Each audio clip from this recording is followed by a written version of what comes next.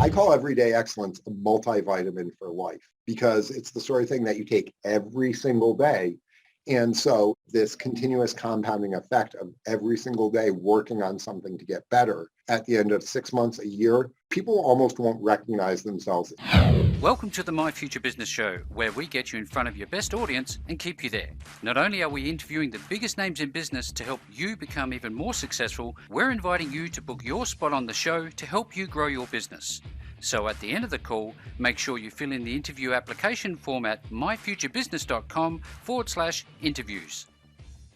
Hi and welcome back to the My Future Business Show. It's Rick Nuske here. If this is your first time, you are in for a treat. I'm very, very excited for you today, and also for those who have supported the show leading up to today's episode, thank you very much for your feedback. I've been reading it, and what's important is that the show is making a difference for you. So thank you very much, and if you've not subscribed yet or gotten involved in some way, shape or form, make sure you do that, because on today's show especially, I'm on the line with the wonderful Joe Templin. How are you, Joe? Rick, pleasure to be here. Pleasure to be here, my friend. Now, you and I were just talking about some previous conversations that I've had on the show and how we were able to draw out some magnificent content from those guests. And my hope and desire is that we can do exactly the same with you. Now, for everybody who's on the call today, Joe is a author, planner, mentor, trainer, coach, and creator. And we're going to be talking about his book, Everyday Excellence, which is a guide to growing and how you can use it to live your best life. Now, with all this being said, Joe, I'd like to say thank you very much for a copy of the book. I've made my way through it. What a wonderful read. Now, before we get into the core of that and we talk about it and, take it apart, as it were, I'd love to learn some more about you. Where are you located? Where's home for you, Joe? So I'm just outside Saratoga Springs, New York. So to give perspective to your Australian readers, if you look at New York City and Montreal, yes, exactly halfway in between is where I am. Oh, beautiful. That's where the potato chip was invented. Oh, really? So we're known for that. Yes. Speaking of potato chips, what sort of food do you like? Do you like the local cuisine, or what's your thing? My thing is I love food, period, case closed. That's one of the reasons why I learned to cook, and one of the reasons why I run, because there's an unwritten rule that if you run 10 plus miles in a day, you can eat whatever you want. Oh, yes. And so yes. I like to eat. Yeah, so if we can burn more energy than we create, then we're not going to be, fat-laden, are we? Nope, and so 10 miles equates for me to roughly 1,300 calories. Yep. So on average day where I'm not training hard for an ultra, I'm around 3,700 calories, and I'm only 178 pounds. Oh, wow. Well, let's talk about that, because I know that you are right into your sports and your fitness, and you're also a champion Taekwondo expert. Can you tell us a little bit about that?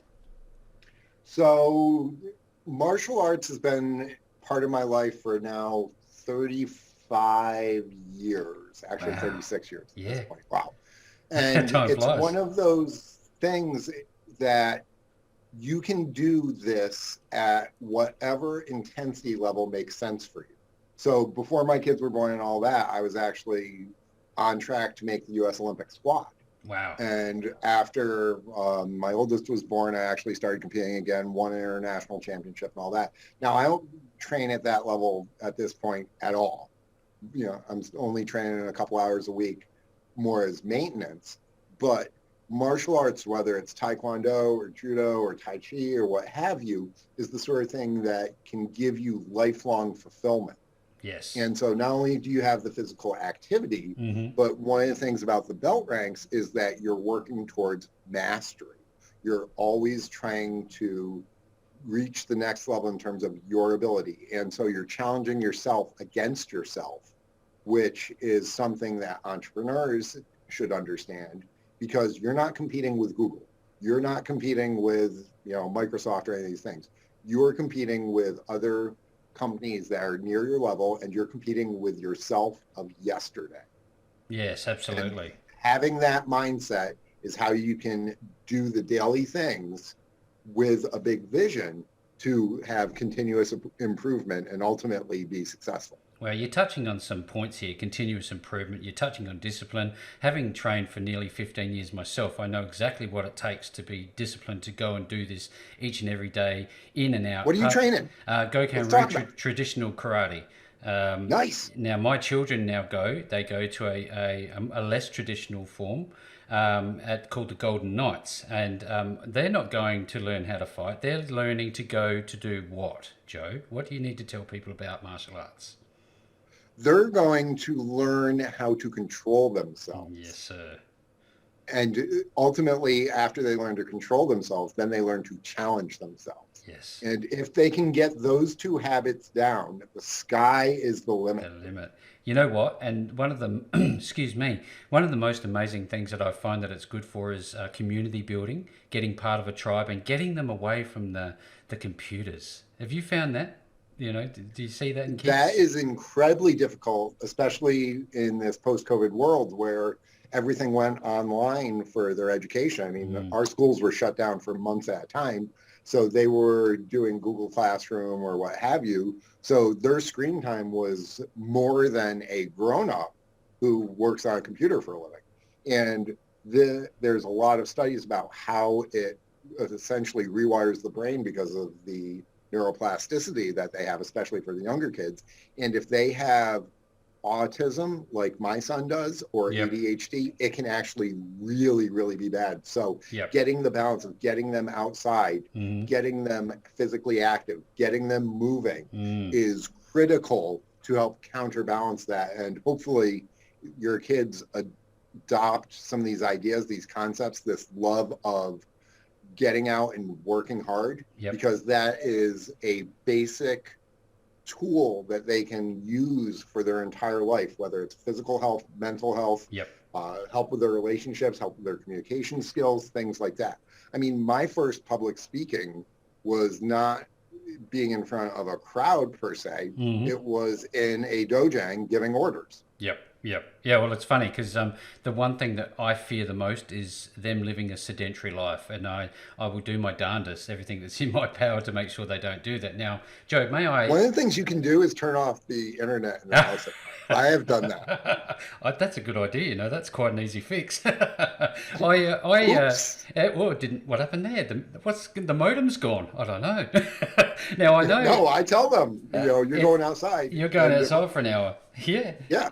So they've learned that Da, follows through on what he says he's going to do. Of course. Now, locally, Joe, I know that you're an avid runner. You love your running. We have an event called the City to Bay.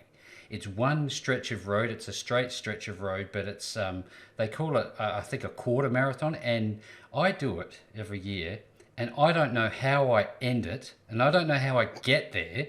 But I remember a couple of years back, Joe, that I physically collapsed at the end because it was so hot, and it was just one of those events. I really loved it. Again, in terms of the satisfaction you must feel from running long distances like that, what inspires you to do this? Oh, I hate running. Just like David Goggins talks about, I hate running. In fact, but I used to do it to supplement my taekwondo or volleyball, but I started doing it more because of the challenge associated with it. I mean, during the summer, because it's getting to be winter up here in upstate New York, there was one day when the clouds are rolling in. It's about 7:30, so it's an hour before dusk. Clouds are rolling in. I'm like, okay, it's going to rain. I'm like, I have to go run a couple of miles because of my training that I was doing for something. I'm like, yep, it's going to rain. This is going to suck, but it's going to make me better. Yeah. So I went out and I ran in the rain with the squishy feet, and it was cold and windy and all that.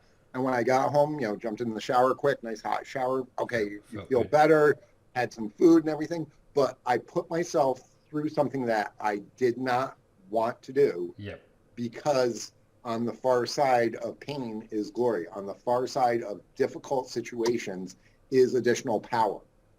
So I've run 2 ultra marathons this past year, and when you're 75 kilometers into a 100-kilometer run, and you're starting to lose all energy and you're beyond anything you've ever done, you have to draw upon reserves that you had built by choosing the difficult situations previously. But it also reveals this capability for when you need to tap into it at other times, whether your mom's going through cancer, or you're doing the 15-hour-a-day 6-day-a-week grind building your business or what have you. So whatever you can do in terms of choosing difficulty is going to give you more ability when the time comes that you need to tap into. And this is something that, unfortunately, we have tried to protect our kids from. Yeah. We make things easy for everybody. And as Kierkegaard talked about, one of the best things that you can have in a world of ease is a friend that's going to challenge you and make things difficult. Push you a little bit more. I wonder also, given the focus on looking after yourself, looking after your family and those your clients, presumably, do you ask them to step away occasionally, and what do you do to step away? I take breaks? We've got, yeah, but like when I go and do a Ragnar, that's, going away and doing 200-mile team relay race that takes 2.5 days all told. Wow. That's my disconnect. So I choose a different form of stress most of the time. So those of us who are working in offices, go do something physical. If you're doing something physical, go do something mental to counterbalance it. So you get that. The other thing is I literally disappear into the woods. We have a family cabin in the mountains on 100 acres with a pond, and it's been the family for 70 plus years. And I have essentially no cell phone signal up there. Wonderful. The only radio that I can get, it plays the Yankee games. There's no TV. So I disappear with books and a fishing pole and jump in the water or go run the mountain trails and spend time with my kids and my dad. And if my brothers or sisters are there, hang out with them and my nieces and nephews. And so I literally fully disconnect in that capacity. I know that. I bring lots of paper so I can write because of course you need to express. When you get into that sort of situation where you're not in the grind, that's where the creativity flows. So that's one of the reasons why my business clients, I recommend that they completely step away from the business every once in a while and go do something like go for a hike or go dancing if that's their thing, whatever, something that is completely different because it then allows the juices to truly flow.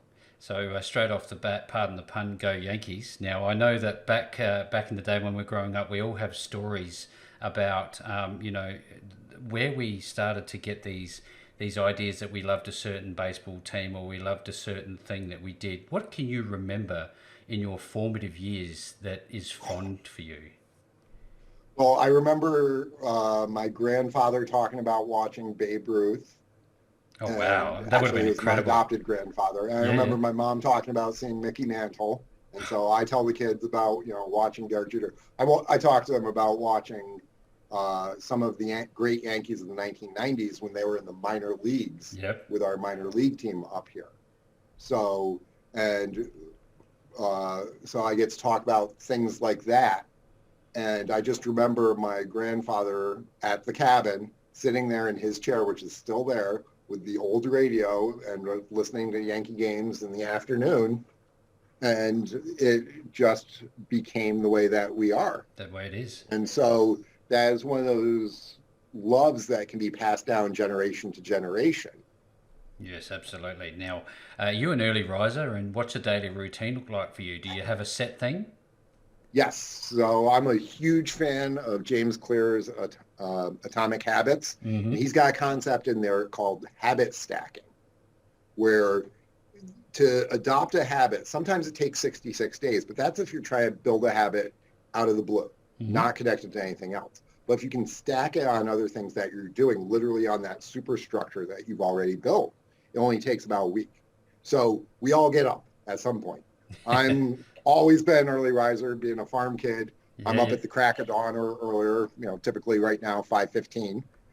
And I meditate for a couple of moments because when you're first waking up or going to sleep, that's when the subconscious and the conscious, actually the line blurs, so you can actually program your brain the best during that time. So I take advantage of that, go over my goals, go over a couple of other things I need to do, get up, grab my cup of coffee. Your cup of joe? Which was sitting there from the night before because I have the cup of coffee ready to go, and I hit the button. Yeah, I leave a cup to start the day because black coffee, you can leave it for actually a day and a half, no problem. And it's only going to sit there for roughly 12 hours.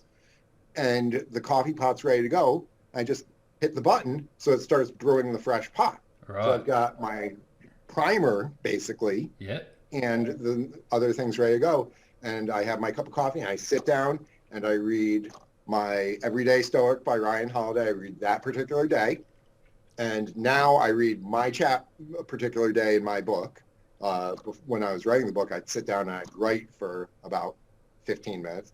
Then I go and I work out for 20 minutes to 40 minutes. And one of the things that I do every single day is I throw at least 100 punches with each hand, as I've done essentially every single day for approaching 40 years now. Wow, so I've thrown over 10 million punches with each hand over my life. Talk about so muscle I don't memory. have to think about that. That's one of the side effects of intensive training and extensive training where you're doing over a long period, so that you don't have to think about it. That's why when I'm working with financial advisors, teaching them to build their business, I make them practice their language 5 times a day, every single day. And they're like, after a month, wow, that works. Yeah. Game time's not practice time. You need to practice every day to every become single excellent. day. It needs to become a habit, doesn't it? Now, Now, in terms of mindset, you must have a busy mind. Do you find that it's easy to switch it off?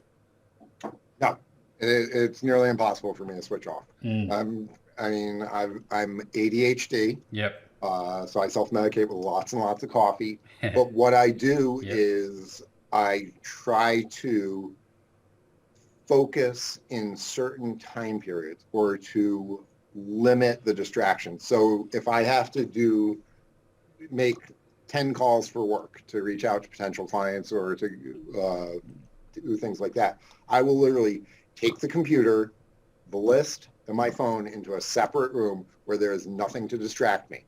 I'll just sit down and plow through those 10. If I need to write, I will write a certain amount. I will write 1 page, or I will set a timer on my phone and write for 20 minutes and then get up and do something else. So because running a business requires so many different skills and there's so many different things going on, you can think of it that if in the equation of your business, there are someplace between 20 and 500 variables. So I focus on one at a time, completely and totally. As Marcus Aurelius said, focus on the task at hand like a Roman. Or as my kid's Taekwondo instructor said, focus and finish. So focus on this thing and knock it off. Cut it into a small chunk, finish it, and knock it off your list and then move forward. So if you look, lists, I'm an index card sort of guy. I have been since I was probably 13 years old when my mom gave me my first index cards for when I was reading a book. And then the fraternity, we had to carry them, and I've just done it since then. So one of the things that I do when I sit down at the start of the day is I take my index card and I write the couple of major things that I need to get done that day, whether it's following up with these particular individuals, run this analysis, do this podcast, whatever. Those couple of major things. And once I've knocked them off the list, 1, I've accomplished everything that I need to, and I try and knock it off early. But 2, I can then take that list and throw it in the garbage. And all of a sudden you get all sorts of clarity and closure from doing that. So that's one little habit that I would recommend for a lot of your listeners who are in the self-employed or entrepreneurial world, is make that little list every single day. It should be between 2 and 5 items only. Don't write a list of 50 things because it's overwhelming.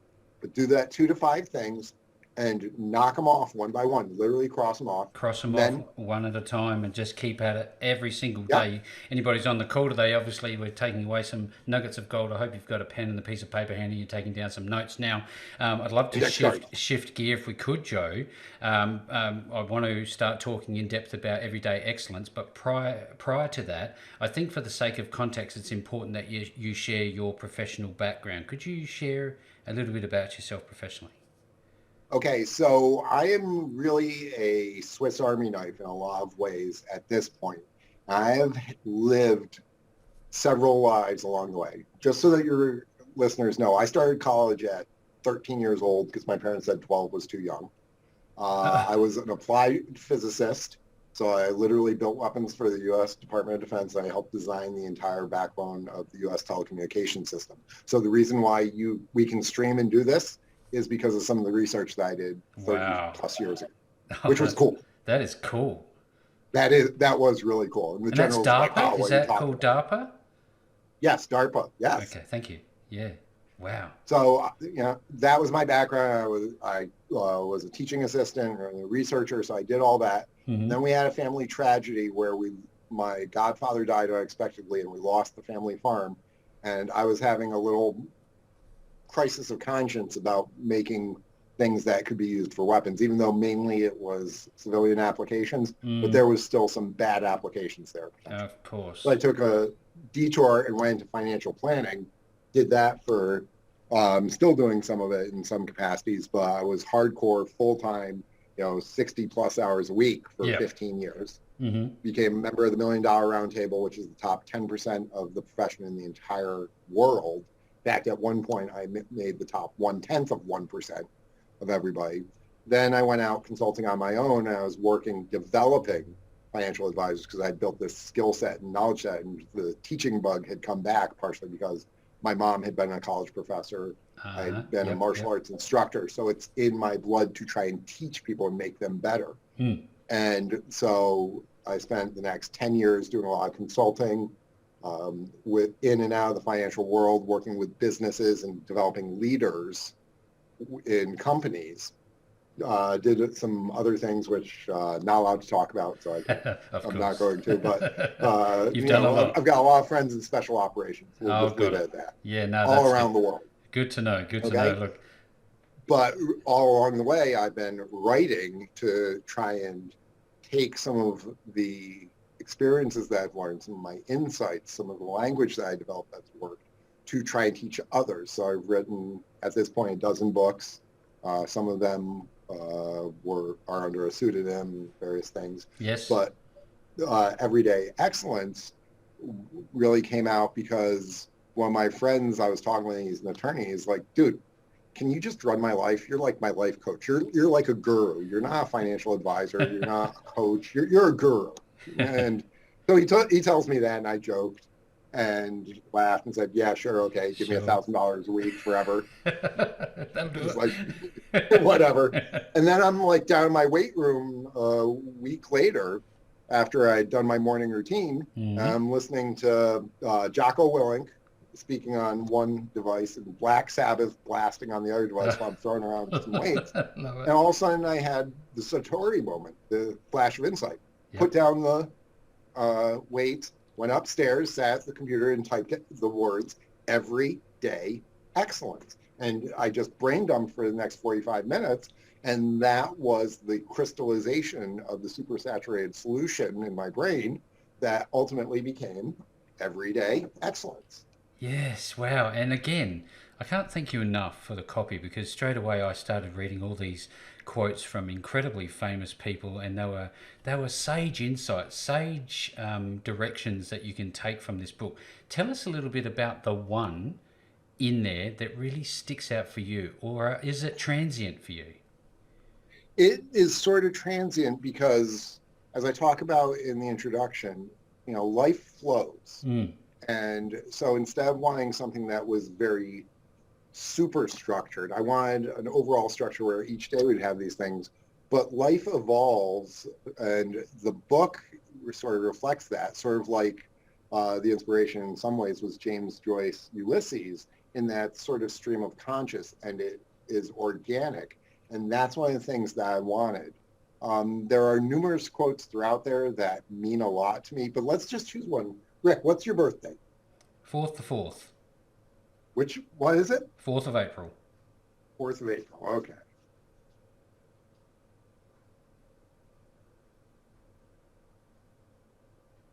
April 4th. To be odd, you have to be number one, Dr. Seuss. Okay, and to quote the last paragraph, to achieve different results, you need to look at the world differently. To process what you see in a way that others aren't, and build a vision of the future based on things others can't see yet. Unusual or outlandish, not normal, strange, crazy, weird, odd, but in a good way. And then the action item, because there's a lot of other books out there that will give analysis or talk about different things, but very few of them then give you homework.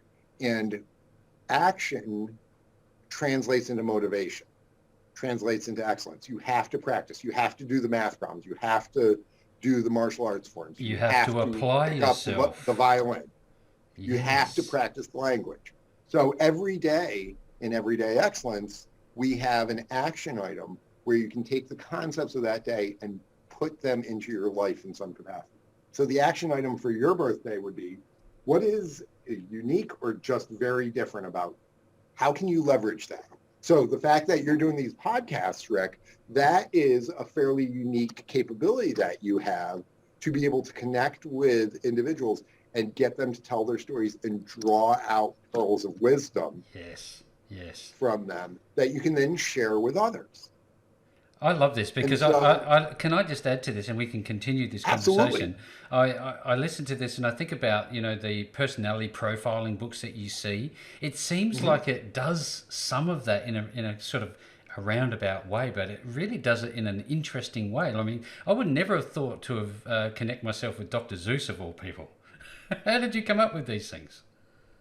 That is actually a quote that I saw years and years ago, and I've loved it because I'm not exactly normal. My favorite, Ditto. my favorite Muppet is Gonzo the Weirdo. It's not just because of my big nose.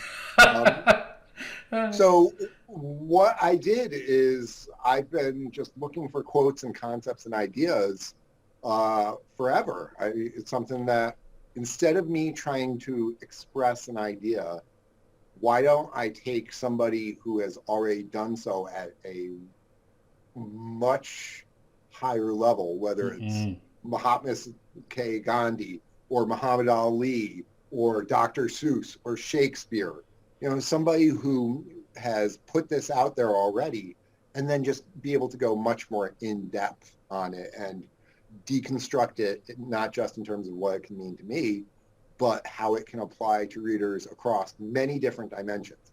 I call Everyday Excellence a multivitamin for life, because it's the sort of thing that you take every single day, and there's many different components in it. And some days your body might need more calcium. Some days it might need more vitamin D or vitamin C or what have you. Some days from the book you might be drawing something about a relationship because that's what you're seeing in it. Other days it might be a work-related things. It might be health-related. But it gives the reader the opportunity to take away what they need that day to improve themselves under whatever scenario that they're wrestling with or dealing with particularly. And so it's over a week, a month, they're going to hit many different aspects, but this continuous compounding effect of every single day working on something to get better, at the end of 6 months, a year, people almost won't recognize themselves if they're actually going and taking the 2 to 4 minutes every single morning to read this. Yeah, wow. Because I was going to ask you about how the user experience looks, and it's clearly different, and it's very situational for each and every person. Now, Joe, you seem to me like you've got more in you. You've got more to write. Is there a volume 2, or is there something else coming out for you? I'm pretty sure there is. So the day after I finish the last page, I go and start my morning routine and do my workout. I go down to sit down to write on the book. I'm like, okay, time to work on the book. I got nothing to write today. Oh. I wrote other stuff, so I've got other things I'm writing constantly. I still write about 45 minutes to an hour every single day because it's a habit. Yep. I'm playing with different ideas for another business book and for another book in this vein a couple of years down the road. Yep. But I really I need time to let that marinate. As I said, this was a super saturated solution that literally came on out. I need time to re-up all the stuff in my system so that I can slowly process with my subconscious and be able to come out with something that's worthy, that if people are going to spend money and take the time to read these things, it better be worth it for them. Better be worth it, I've absolutely. always focused on creating value for others. And so I need to make sure that it's not just another fall on, the sophomore slump or what have you. I need to make sure whatever I put out is Good worthwhile stuff. of the people who sacrifice their time to actually read it. Oh, absolutely. And the fact that you respect people's time, it tells a lot about you, Joe. I've really enjoyed the conversation that we've had so far. Now, beyond the books, you're very busy. What's happening with your life? What's happening in the next 6 months? In the next 6 months. So let's see, this is now November, so that takes us out to May. In that time, I'm going to do another ultra marathon. I should test for another rank in Taekwondo. I got That'd 3 be fifth hooligan dan, wouldn't sons. it? That'd be my 5th dan, yes. Wow. I've been saying that 4th dan for 20 plus years, and my master started yelling at me that, yeah, it's time. It's you time, gotta do mate. this. I'm You like, gotta move. oh, Do I have to? rank means nothing to me. Yeah, it's a Okay, belt that holds up your pants. wealth, flash. I'm not materialistic. I don't need that sort of stuff. Yep. You know, buy me a cup of coffee or a beer and sit down and talk with me. Yeah, That's happy. important. Yeah, You know, give me absolutely. ideas. So that's the sort of feedback that I need. But he wants me to do it because Just the way it is. yeah, Just the way it Grant is. said you will do this, and so I said yes, sir. Yes, sir. You know, How there's a many couple of times? people that's the only answer to. Extend that push-up next time. Yes, sir. Now, in terms of, from a professional perspective, do you have a website? And if so, where can people find you? Where can they find your book? And all those sorts of things. Well, you can find me in the pub, hopefully. See you there. Give me a Guinness, you know, give me a beer I can't see through. Oh, yes. But you can go to my website, which is everyday-excellence.com. And I put up little additional vignettes that are not in the book that you can get the ebook there. You can actually get the audiobook or the page a day. So it's broken down into literally bite sizes, literally giving you the multivitamin every single day. Yep. You'll also be able to find the book on Amazon by the time this premieres. Excellent. Thank you so very much for sharing, Joe. Oh, by the way, yes, sir. For your readers, I created a code. So if they get anything through the website, if they use the coupon code Future Business at checkout, yep, they will get a 10% discount. Oh, well, look, there you go. Make sure you take care of that. Future Business, is there any spaces between them? Or is it one word? Excellent. No worries. I don't think so. Don't think so? Well, try either way if it doesn't work. If it doesn't work for you, get back to me. We're sure to be able to help you out. Now, Joe, I have to say I am absolutely humbled, and I cannot say to you how much I have appreciated spending this time with you on the My Future Business show today. Thank you very much for joining me. Rick, thank you for the time, and to your listeners, thank you for listening. Hopefully I provided some value and gave you the one pearl to help you make it a better day. Thanks for joining us today. If you enjoyed the call, then make sure to subscribe, leave a comment, share us with your friends, and book your spot on the show at myfuturebusiness.com/interviews. And if you're looking for solutions that will help grow your business, then visit myfuturebusiness.com/shop.